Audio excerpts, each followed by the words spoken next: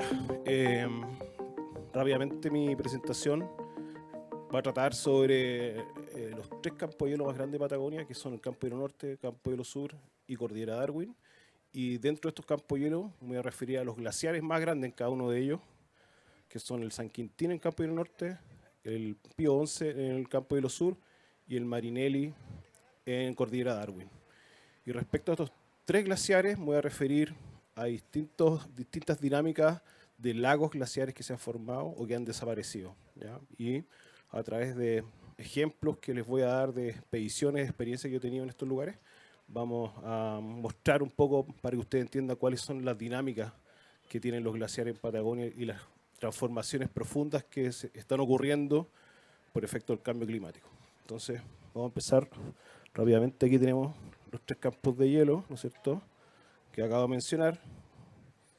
Están ahí marcados, y estos son los glaciares más grandes de cada uno de los campos de hielo: San Quintín, Pío 11 y Marinelli. Este es el glaciar San Quintín, campo de hielo norte. Aquí vemos el contexto donde está el campo de hielo norte. Vemos el glaciar San Quintín, que se vierte hacia el oeste, y vemos el gran Golfo de Penas, que está muy próximo al campo de hielo. Bueno, esto es una expedición que hice en solitario en 2007, hace harto años ya. Bajé en parte del río Báquer y después navegué hacia el oeste por el canal Martínez, y luego fui avanzando hacia el norte por un complejo laberíntico de fiordos, ¿no es cierto? Hice algunos porteos para pasar de un fiordo a otro y finalmente llegué al glaciar San Quintín. Aquí estoy porteando mi kayak desde un lago. Llegué al fondo de un fiordo sin nombre, muy grande. Remonté un río, llegué a este lago y después pasé con mi kayak hacia el fiordo que está inmediatamente hacia el norte. Y ahí ya llegué a ese fiordo, el fiordo jesuita. Después estoy aquí remontando otro río que desagua el glaciar Benito, y aquí tuve la primera imagen, la primera visión del campo de hielo norte. Ustedes pueden ver ahí una roca que asoma, que es un nunatak o una isla de roca que está rodeada de hielo.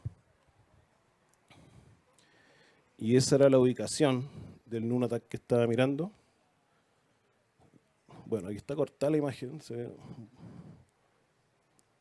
Bueno, bajé este río desagüe, hice otro porteo, un río desagüe del glaciar Andrés.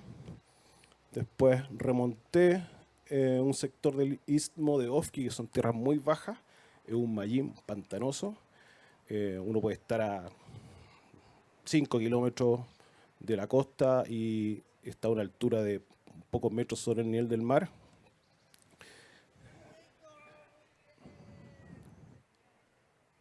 Se quedó pegado.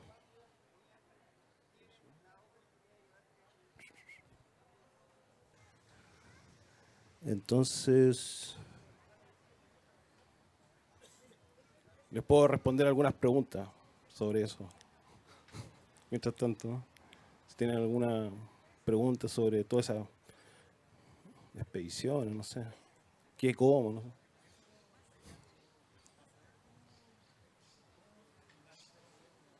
Hola. Así como que se financia. Tú dijiste que investigabas también. ¿Así es como se financia? ¿Como con fondos de investigación? Porque igual es una expedición, me imagino, de Groenlandia, o sea, de Holanda al Cabo de Hornos, igual es Sí, tiempo, es comida, es harto. claro. Bueno, en general me las rebusco. O sea, por ejemplo, esa expedición en velero fue financiada en buena parte con el fruto de mi trabajo. Yo estuve viviendo en Puerto Williams 2 años y tuve una empresa de kayak ahí, tenía una lancha, hacía viaje, y esa fue la principal fuente de financiamiento de esa expedición. También con auspiciadores que me apoyan. eh, por ejemplo, lo que les estaba mostrando recién fue una expedición que me apoyó Rolex, que financió toda esa expedición. O sea, fueron varias expediciones, la verdad. Entonces, por esa vía eh, voy encontrando el financiamiento. Pero en el fondo ahí uno anda buscando por aquí, por allá, un contacto, un apoyo, pero mucho apoyo. O sea, en verdad, todas estas cosas las he podido hacer porque he recibido apoyo de muchas personas, de organizaciones, empresas, instituciones. Eso es relativo. A veces voy solo, me gusta mucho ir de a dos. Sí, me gusta como ir con un compañero. Pero a veces he ido con de tres, cuatro y más. Ya, aquí. Yo te tengo una pregunta. Ya. ¿Qué lugar de los que has conocido en estas expediciones ha sido el que más te ha fascinado? ¿Y en cuál ha sido como una experiencia más extrema, más peligrosa? Eso. Chuta, es difícil la pregunta porque hay muchos lugares que me han fascinado. Por ejemplo, Patagonia es un lugar al que volvería siempre. Es inmenso, está lleno de rincones, entonces una vida, ni dos, ni tres alcanzan para poder explorar todo lo que hay ahí. La Antártica también es fascinante, por varias razones. Por ejemplo, una de ellas es que los humanos llegaron hace muy poco a Antártica, entonces la fauna evolucionó sin la presencia del humano. Los humanos recién llegaron a Antártica en el siglo XIX.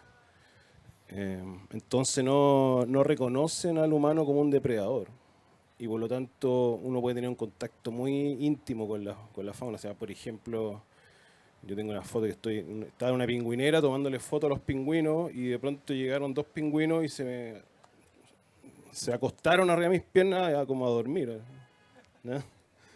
O no sé, en Patagonia siempre los cormoranes los veía a no menos de, qué sé yo, 30 metros, y allá andaba en kayak y de pronto se acercaban los cormoranes a mi kayak y empezaban como a morder los cabitos. Una vez estaba armando mi kayak, metiendo las cosas adentro y llegó una escúa y se paró en el kayak y yo en verdad acerqué la mano a 10 centímetros de la escúa y la escúa como que no sintió ninguna como temor, y entonces ese contacto es bien como una utopía en el fondo.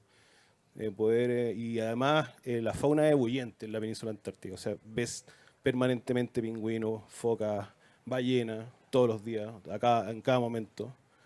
Entonces eso fue muy especial y además el paisaje es magnífico, de paredes de granito, montañas que emergen del mar, muy verticales, con glaciares colgantes. En general, la costa es acantilada, ya sea porque hay paredes de granito o de hielo. De hecho, la principal dificultad para hacer una expedición en kayak en Antártica es encontrar sitios para desembarcar y acampar, porque la costa es muy acantilada. Y yo creo que eso, la Patagonia y Antártica para mí son territorios fascinantes. También he hecho expediciones en el Ártico, pero yo creo que no, o sea, igual es una impresión muy subjetiva. Para mí, yo he estado en Groenlandia, en Laponia y en Svalbard. Yo creo que a mí me emociona mucho más el paisaje de Patagonia y también de Antártica. Y respecto a quizás tu viaje más peligroso, alguna experiencia que sea extrema. Sí, yo creo que las situaciones extremas o de mucho riesgo ocurren como en dos segmentos bien claros. O sea, en los novatos que empiezan a realizar expediciones porque no ven los peligros, ¿no es cierto? La experiencia te ayuda mucho a ver el peligro, y también ocurre en la gente que tiene mucha experiencia, porque también uno va confiando demasiado, ¿no es cierto? Confías demasiado y te arriesgas más también. Y a mí me han pasado algunas cosas por exceso de confianza. O sea, por ejemplo, una vez en Antártica hice una expedición de 61 días en kayak, muy larga. Y al final me iba a pasar a recoger un buque en una isla. Y estaba con un amigo, y todos los días nosotros recibíamos la información meteorológica del teléfono satelital. Y todos los días revisábamos información. Cuando nos levantábamos, lo primero que mirábamos era el celular, o sea, el satelital, y veíamos información. Bueno, y el último día, que era el día en que nos venía a buscar este buque, de pronto nos llegó una notificación de que no iba a pasar ese día, sino que el día siguiente. Entonces nosotros dijimos, bueno, vamos a dar una vuelta por acá. Estábamos en una bahía, en Mikkelsen, en kayak. Y yo casi por instinto lo único que metí en el kayak fue una pala. metí la pala y salimos a dar una vuelta y bueno, llegamos a la punta de la bahía y ahí nos empezamos como a entusiasmar y fui un poco más allá y de pronto vimos en el mapa que había un lugar que se llama Punta Despedida y bueno, vamos a la Punta Despedida, así ya nos vamos de acá. Entonces navegamos, qué sé yo, llegamos al lugar que era un cañón impresionante, que se metía al mar, y entonces tú estabas allá dentro del cañón y subías al mar y bajabas, ¿no es cierto? Y entraba al agua y salía, esta marejada oceánica. Y bueno, estuvimos ahí hasta tarde. Después comenzamos a volver y de pronto empezó a soplar un viento súper fuerte, y nosotros estábamos no lejos de la costa, debíamos haber estado, no sé, a unos 500 metros, y empezamos a remar hacia la costa y el viento nos tiraba para atrás. Y por más que remábamos, no avanzábamos. O sea, yo creo que íbamos para atrás y remábamos con todas las fuerzas. Llevábamos 60 días remando, entonces estábamos muy fuertes. Y aún así no lográbamos llegar a la costa. Y finalmente bajó un poco el viento y logramos llegar. Y la sensación térmica era muy baja porque el viento estaba muy fuerte. Entonces, por suerte, andaba con la pala. Entonces empezamos a cavar en la nieve y empezamos a construir como un refugio, una cueva. Y tuvimos la suerte que cuando estábamos cavando apareció una grieta. Entonces nos metimos en la grieta y ahí quedamos protegidos del viento. Y en verdad la sensación térmica dentro de la grieta era infinitamente más agradable que la que había afuera con el viento. Y cada tanto salíamos a ver cómo estaba afuera la situación y seguía el viento. Y así estuvimos muchas horas. Hasta que finalmente el viento empezó a bajar un poco y salimos y pudimos seguir. Llegamos al campamento después de muchas horas y yo prendí el teléfono satelital y claro, el meteo decía temporal. ¿Ya? Entonces, claro, ahí en el fondo fue que no miramos la información meteorológica. Otra situación de riesgo, son las más entretenidas, las situaciones de riesgo.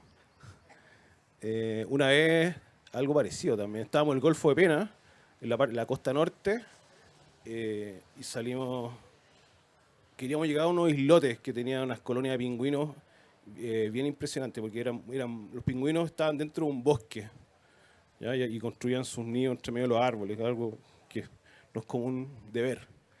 Y salimos de la costa norte del Golfo de Pena, llegamos a esta isla que se llama Surania, y cuando desembarcamos, también en una marejada oceánica muy fuerte que hay en el Golfo de Pena, con olas muy verticales por las corrientes, y cuando desembarcamos vimos la isla tenía muchos acantilados, pero en una parte había como un terraplén de roca.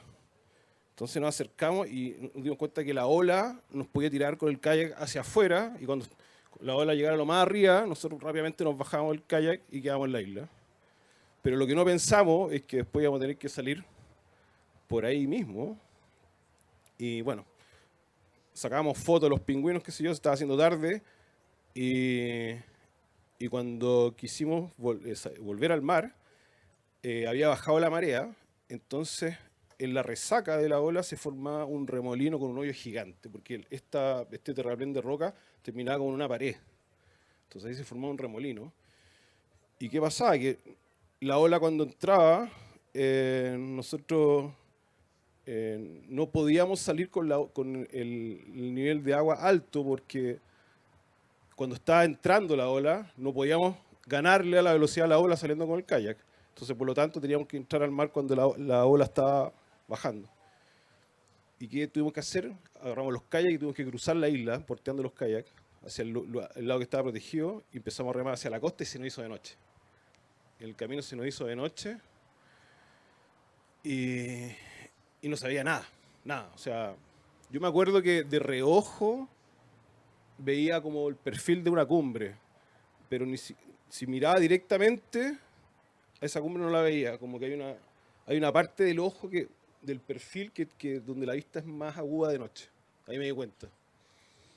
Y nosotros, cuando remábamos, iba uno detrás de otro hacia la costa y íbamos tocando silbato para no perdernos. Entonces, cada tanto teníamos que remar a la costa porque si no el viento norte nos empujaba hacia el Golfo de Pena, nos tiraba hacia adentro, ¿no? Entonces, cada tanto teníamos que ir hacia la costa buscando una bahía protegida. Y entramos a esta bahía y andamos con mosquetón, entonces armamos como un catamarán con los dos kayaks y poníamos los remos encima para apoyarnos y darle como estructura a este catamarán. Y el viento nos empezaba a empujar hacia el Golfo Pena, teníamos que desarmar el catamarán y ir hacia la costa. Y así estuvimos toda la noche. Toda la noche. Y yo incluso a veces me quedaba dormido arriba del kayak, apoyado con el chaleco salvavidas.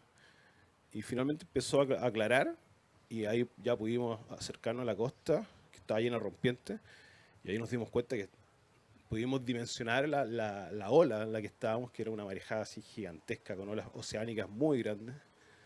Y bueno, ahí buscando la protección de unos islotes pudimos desembarcar.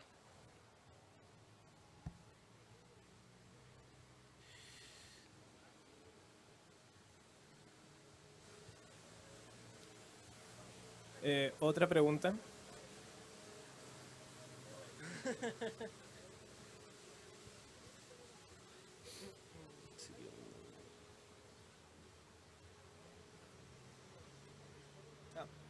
Hola. Sí. Sí. Una pregunta más. Un poco sobre lo que viene después de la expedición.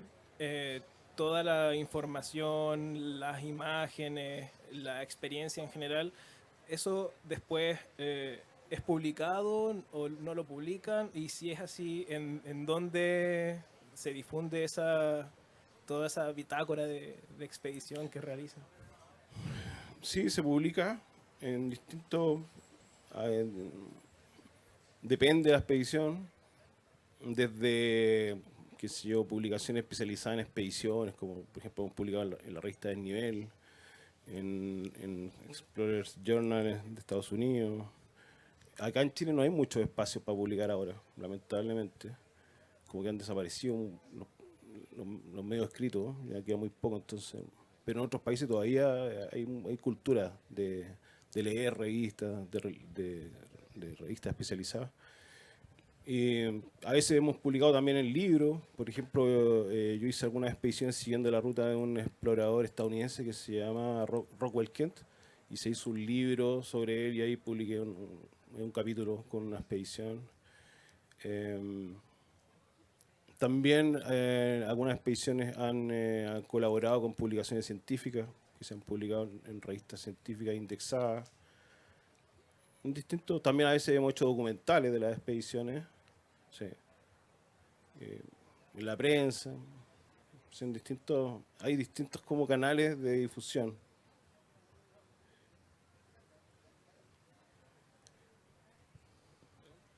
No sé, ¿será esta foto?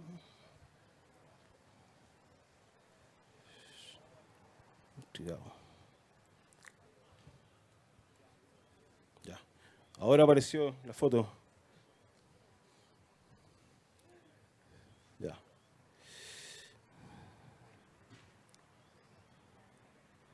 Ay. Error. No sé qué pasa. Ya, otra pregunta. Ya, hola. Hola. ¿Se puede contar un poco el papel de la ciencia en tus expediciones?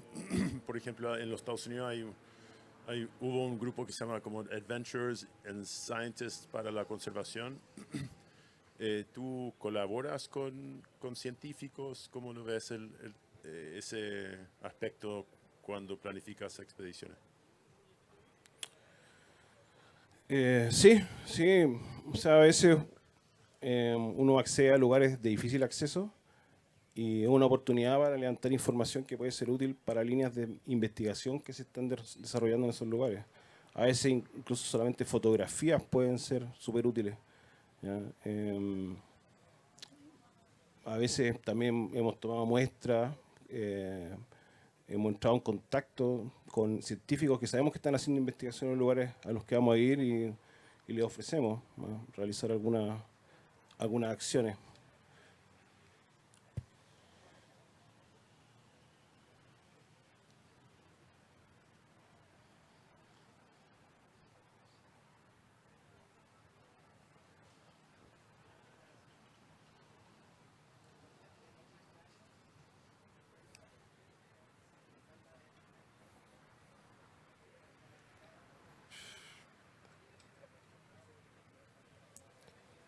Vamos a hacer el último intento. Muchas gracias. Hola, Cristian. Hola. ¿Nos puedes contar algo al menos de tu imagen, tu percepción del cambio climático en tus expediciones? Sí, bueno, yo he hecho un trabajo con un amigo, Alfredo Puyarí, de buscar imágenes de exploradores antiguos como Alberto Agostini o Gunther Peugeot.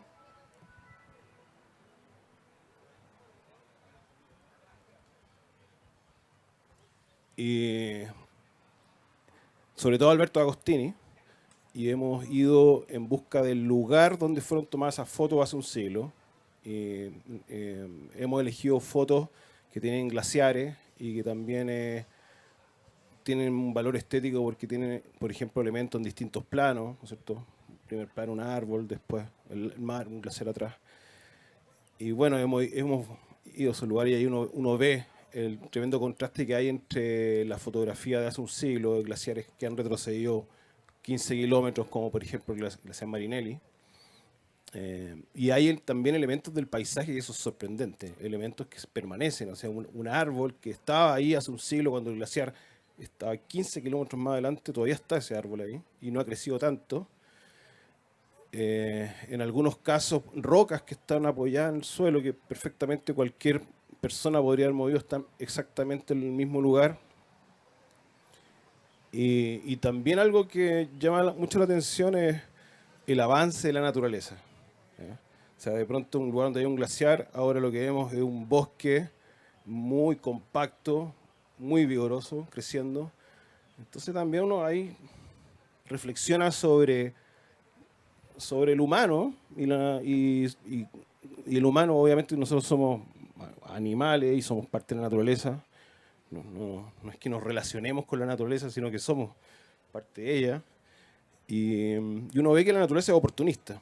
O sea, a medida que van retrocediendo los glaciares, el bosque avanza, va ocupando esos lugares. Entonces uno también reflexiona sobre el humano. El humano pareciera comportarse igual. ¿Ya? El humano con su acervo, ¿no es cierto?, evolutivo, físico, cognitivo, también es oportunista y estamos destruyendo el mundo desde ese oportunismo. ¿Ya? Nosotros nos comportamos de una manera determinada porque hemos sido esculpidos de cierta manera por un proceso evolutivo. ¿Ya? Nosotros, todo lo que nos constituye, tanto el aspecto cognitivo, emocional, físico, es el resultado de un proceso evolutivo de millones de años exitoso, un proceso exitoso. O sea, nosotros estamos aquí porque nuestros padres, abuelos, bisabuelos, tatarabuelos fueron capaces de permanecer, de sobrevivir y de tener descendencia. Entonces nosotros tenemos impreso en nosotros una forma de ser que nosotros no hemos elegido. ¿Ya? Y esa forma de ser en nosotros existe porque ha sido exitosa desde el punto de vista de la adaptación. ¿Ya? Y todas esas fuerzas que tenemos finalmente nos han llevado a construir estas ciudades, estas sociedades, ¿no es cierto? Desarrollar el intercambio, la tecnología, la globalización de la economía y finalmente es en ese ser, de esa forma de ser que estamos destruyendo nuestro mundo.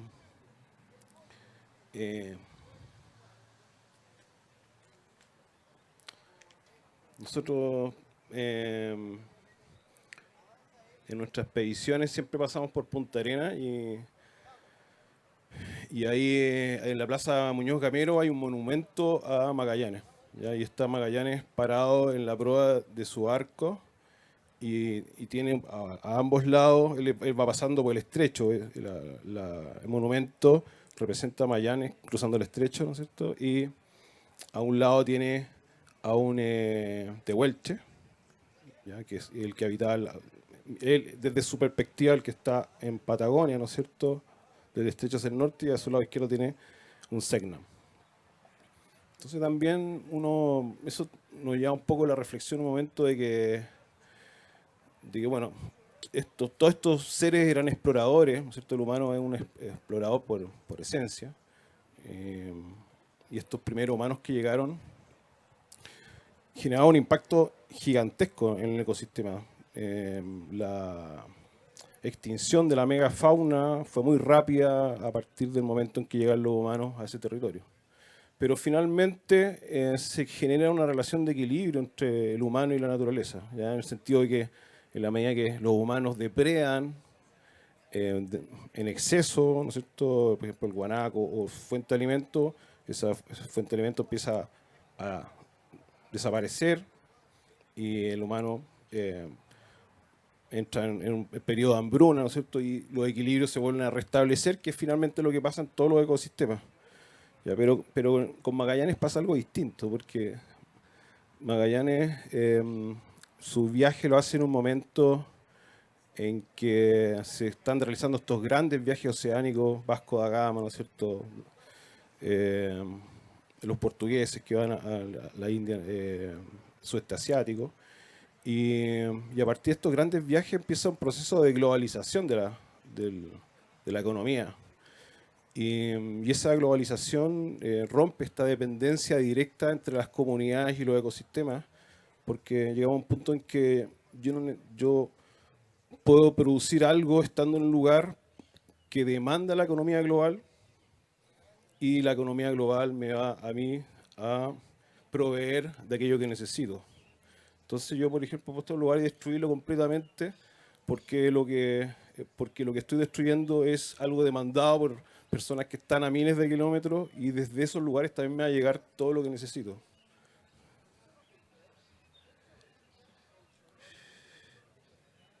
Entonces, hemos visto esta fotografía antigua y la hemos repetido, pero también yo mismo, dentro del tiempo que llevo haciendo expediciones, he visto tremendos cambios entre expediciones en los glaciares. O sea, lugares que he visitado hace 20 años, vuelvo y están completamente cambiados.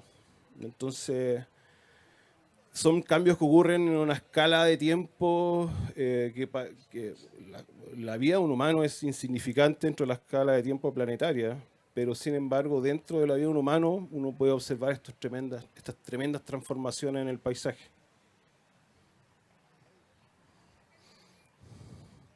Voy a hacer el último intento.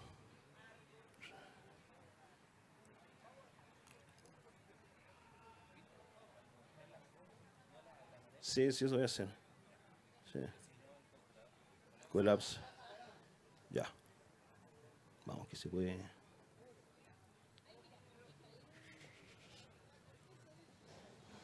Ya. Listo, sigamos. Estamos. Ya, entonces acá llegué con mi kayak al glaciar San Quintín, a la parte sur, ¿no es cierto? Ahí está la ruta. Y hice una navegación por esta laguna que se está formando tras el retroceso del glaciar. Pude observar estos témpanos que eran muy distintos a los que estaba acostumbrado a ver, con perfiles muy agudos. Esto tenía perfiles redondeados y por lo tanto eso daba cuenta que el glaciar estaba apoyado en el fondo de la laguna, que no tenía mucha profundidad, y el glaciar se estaba deshaciendo, derritiendo sobre sí mismo. Lo que da la posibilidad también de la formación de esta estructura de hielo como columnas, ¿no es cierto? ¿Y qué fue lo que observé? Aquí tenemos a la izquierda una fotografía tomada por el vuelo trímetro GON de la Fuerza Aérea de Estados Unidos en 1945, y a la derecha la apariencia que tenía el glaciar San Quintín a la época en que yo realicé mi expedición. Podemos ver que en ese periodo del año 45 al 2007 el frente del glaciar ocupaba una superficie equivalente a menos de la mitad que ocupaba el año 45. Después ustedes pueden ver la imagen a la izquierda de unos nunataks que afloran por sobre el hielo. Esos nunataks ya no están en el glaciar San Quintín. Ya vemos esas cumbres que han quedado, ya no están rodeadas de hielo. Y por último también podemos ver estas morrenas laterales que es tierra que es socavada y arrastrada por el glaciar en su flujo. En la imagen derecha vemos remanentes de esas morrenas sobre el hielo, pero en un momento en que ya el glaciar no está fluyendo. ¿Ya? Por lo tanto, son remanentes de la época en que el glaciar avanzaba. Y aquí tengo una foto, esta expedición la hice en solitario, con una cámara análoga, y me tomé esta foto con un trípode. Y la reflexión acá es que esta foto no habría sido posible en la época del vuelo Trimetrocón, porque todo este lugar estaba cubierto de hielo y probablemente medio siglo más tampoco va a ser posible porque el glaciar que vemos al fondo, a la tasa de retroceso que tiene el San Quintín, ese glaciar no va a existir. O al menos lo que vemos en esa imagen. Bueno, aquí estoy en Caleta Tortel. Salimos navegando hacia el canal Messier, el fiordo Bernardo, después un poco más al sur, al fiordo Témpano, y desde acá hicimos una caminata a este lago. Y llegamos al lago, pasando la morrena, y nos encontramos con esta imagen impresionante que es una cuenca lacustre vacía, o sea, sin agua, con témpanos varados en seco. Ustedes pueden ver esos témpanos que están en el borde. Uno diría, bueno, ¿de dónde salieron esos hielos? ¿Cómo llegaron ahí? ¿Ya? Y lo que había pasado acá es que este lago se había producido lo que se llama un GLOF, había un desagüe violento. Tras el retroceso de ese glaciar, que es el glaciar Bernardo, se formó un camino para que el agua del lago pudiera llegar hasta el mar. Este lago originalmente desaguaba por ese valle, ¿no es cierto? Y se interrumpió el flujo de ese río, generando un impacto que va mucho más allá de la zona donde está el lago. Esta es una imagen reciente, ¿no es cierto? Ustedes pueden ver ahí, al lado izquierdo, cómo estaba ese lago antes que nosotros llegamos, y a la derecha ustedes pueden ver, junto con el glaciar de la derecha, ¿no es cierto?, que toda esa parte ya está drenada. Y acá vemos una imagen actual, la tercera imagen a la derecha, de ya este glaciar, ¿no es cierto?, Bernardo, que está prácticamente desapareciendo en su frente. Y aquí estuve en este lugar el 2021, lugar que había visitado el 2007, y ustedes pueden ver que recién había ocurrido este GLOF, ¿no es cierto?, y el lago se había desaguado.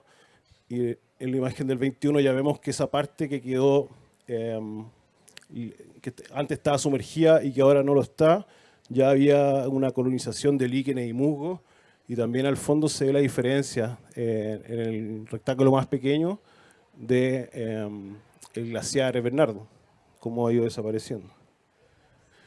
Bueno, aquí vemos esa parte que desaguó, que después pude ver desde un helicóptero. Y aquí hicimos otra expedición, ya estamos en el glaciar más grande del Campo Hielo Sur, que es el glaciar Pío 11. Aquí una imagen del vuelo Trimetrocón también, donde se marca hasta dónde llegaba el frente del glaciar Pío 11 en el año 1945 con la línea roja. A partir de esa fecha el glaciar comenzó a avanzar, chocó contra la ribera contraria del fiordo y después se bifurcó hacia el norte y hacia el sur. Esta era la cabecera del fiordo Eire, donde desaguaba una gran cuenca. Ahí vemos esa flecha azul, ¿no es cierto?, del río que llegaba a la cabecera. El glaciar al avanzar formó un verdadero dique de hielo, embalsando toda esa cuenca que antes drenaba hacia el fiordo Eire, dando formación a un lago, el lago Greve, que es un lago que tiene 240 kilómetros cuadrados, una superficie equivalente al lago Villarrica. Y, como les decía, esa cuenca que antes drenaba hacia el fiordo comenzó a drenar hacia el valle Cahuéscar, generando un impacto enorme. Este lugar es increíble, tiene 7 glaciares que se vierten sobre el lago. Nosotros hicimos esta travesía en kayak, llegamos hasta el frente del glaciar Pío 11, de ahí nos metimos en este fiordo lateral que es el Exmouth, remontamos un poco más de 1000 metros del borde del fiordo, de ahí hicimos una travesía con esquí randonea, arrastrando los kayaks como si fueran trineos, y finalmente bajamos al lago Greve con los kayaks. Esta es la primera visión que tenemos del lago. Ahí se ve el glaciar Lautaro y vemos una aglomeración de témpanos muy compacta que nos generaba dudas si íbamos a ser capaces de poder cruzarla o no. Pudimos cruzarla finalmente, navegamos el lago siguiendo la ruta que aparece ahí, tratamos de acercarnos al frente norte del Pío 11, pero no pudimos por los témpanos. Y desde la boca de desagüe superamos una cascada y llegamos a este punto donde no pudimos seguir avanzando, era imposible ir por sobre el glaciar, por supuesto. y también por el cerro, porque tenía paredes de granito que eran muy inaccesibles. Entonces decidimos avanzar por un valle lateral, donde nos encontramos con un tremendo bosque. El avance era muy lento, avanzamos como 1 kilómetro diario aproximadamente. Y finalmente, cuando pudimos salir de ese bosque, nos encontramos en el frente del glaciar occidental y de ahí descendimos el río Desagüe hasta llegar al mar. Y esta es una foto que tomamos en la mitad del lago Greve. Ustedes ven un témpano ahí con cenizas volcánicas de antiguas erupciones. 5 minutos. Ya. Antiguas erupciones del volcán Lautaro. Y rápidamente a pasar al tercer campo de hielo de esta presentación, que es Cordillera Darwin. Ahí vemos el glaciar Marinelli, que fue explorado por Alberto Agostini. Aquí está la foto, una de las fotos tomadas por Alberto Agostini, en placas de vidrio, en el año 1913. Estas placas de vidrio están en el Museo Salesiano Mayorino Borgatelo, las escaneamos y después fuimos al mismo lugar. Fíjense dónde está el velero de Agostini y tomamos la foto. Ahí está nuestro velero. Y fue una total coincidencia que el velero quedara en el mismo lugar. Nosotros no sabíamos exactamente dónde había sido tomada la foto. Recalamos ahí y el velero quedó en el mismo sitio. Y ustedes pueden ver la diferencia. Ahí está el glaciar Marinelli y acá no está. Ya aquí vemos el retroceso del glaciar, que ha retrocedido 15 kilómetros. Y se acabó la charla.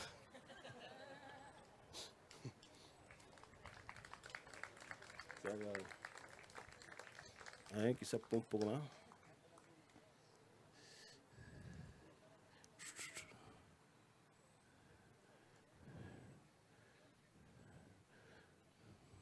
Bueno, ni pensar en mostrar un video, en verdad. A ver.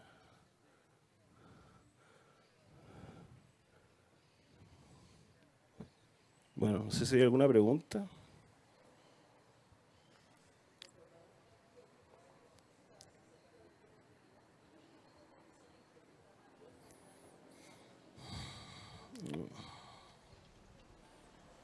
¿No?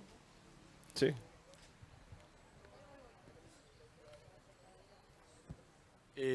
Más que nada me dio por curiosidad saber si la elección del kayak es algo como personal o porque en verdad Chile se da mucho para transitarlo en kayak. En el sur igual efectivamente estaba como más como fragmentada la tierra, entonces quizás sí, pero no sé. Eh, bueno, hay una parte de elección personal porque el kayak es una embarcación que te permite tener un contacto muy íntimo y inmediato, un contacto brutal con la naturaleza. Ya, uno va sentado en el agua, uno puede ir muy próximo a la costa, va a una velocidad que te permite ir percibiendo todo lo que va ocurriendo a tu alrededor, las mínimas fluctuaciones del agua, el cambio del viento.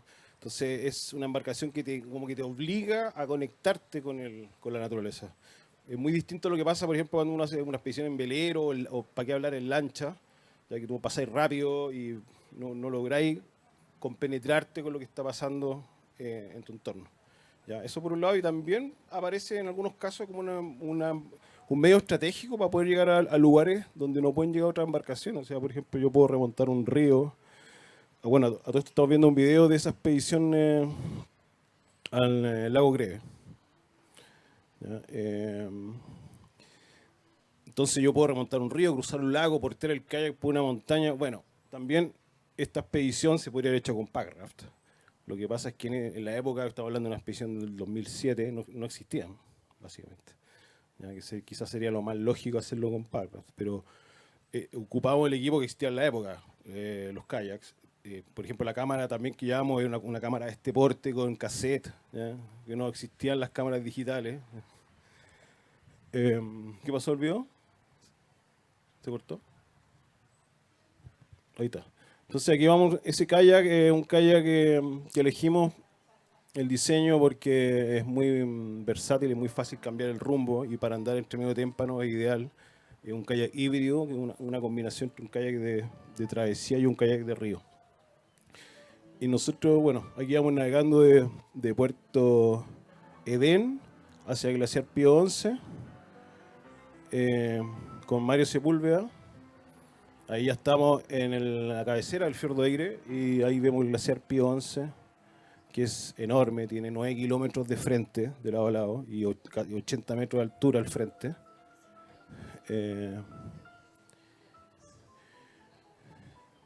También pasa a veces que el kayak es una embarcación que te permite acceder a lugares bajos donde una embarcación a motor no puede entrar. ¿Ya? Y además también es interesante desde el punto de vista de la conexión o como para indagar cómo vivían los antiguos canoeros.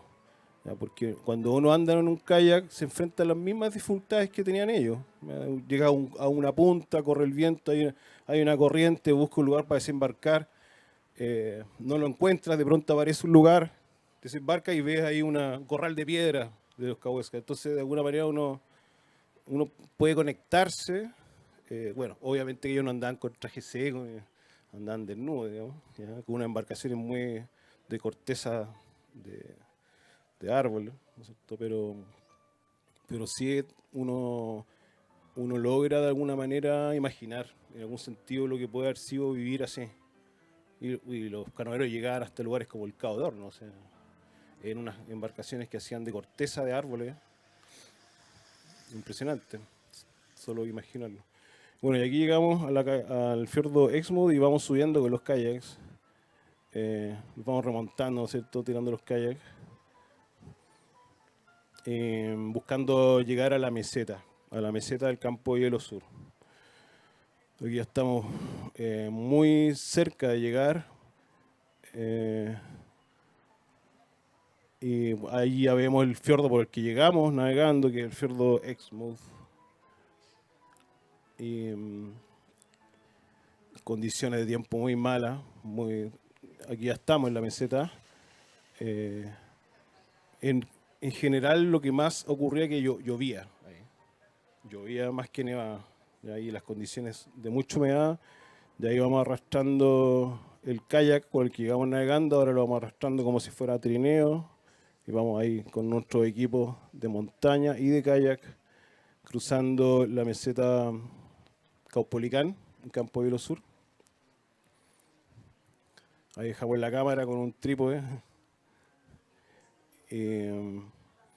Y la idea era llegar a esas montañas que están al fondo y desde ahí bajar hacia el lago Greve. Esa era nuestra estrategia para llegar al lago. Ese es el volcán Lautaro, que me parece que es la cumbre más alta del Campo de Hielo Sur. Ustedes pueden ver ahí las nieves arriba por el viento. Ahí vamos avanzando rápido. Voy a poder de síntesis.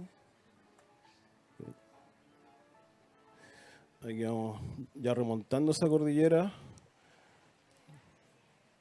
Obviamente que los kayaks no van, en estos tramos no van con toda la carga adentro. Entonces vamos poniendo esos banderines, esos jalones, para poder llegar a depósitos que hemos dejado. Tenemos que ir porteando el material. Y ahí todo el estilo con los coflash, estilo ochentero.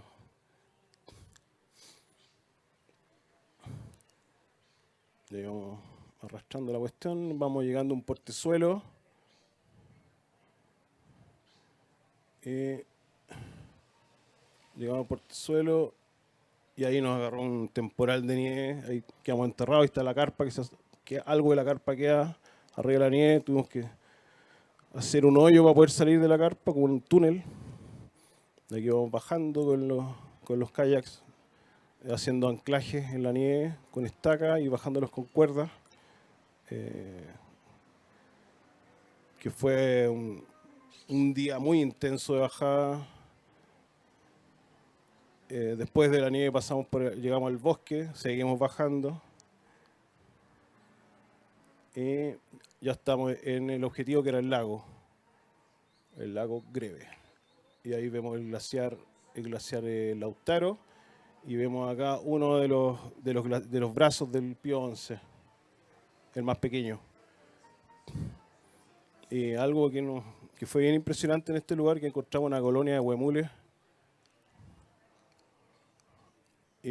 Bueno, este lago se mantenía inexplorado. Ya nadie había hecho nunca una travesía ni en kayak ni ninguna clase de embarcación por el lago. Ahí vamos entre los témpanos. Ustedes pueden ver que llevamos los esquís ahí en ese bolso amarillo. Van las tablas de esquí con las que cruzamos el Campo Hielo, no abandonamos ningún equipo, nosotros salimos con los equipos Puerto Den y volvimos con todos los equipos, no dejamos nada en el camino. A veces dan ganas de tirar a la mierda hacer los esquí, sobre todo en el bosque, pero nos mantuvimos firmes con esa decisión. Estos son témpanos que están flotando en el lago. Aquí hay bosques que quedaron sumergidos cuando se formó el lago y aquí está el río Desagüe. Este es el río Cahuéscar, que nace en este punto. Y hay, bueno, primero una sucesión de cataratas bien impresionantes. Y ahí termina el video. Gracias.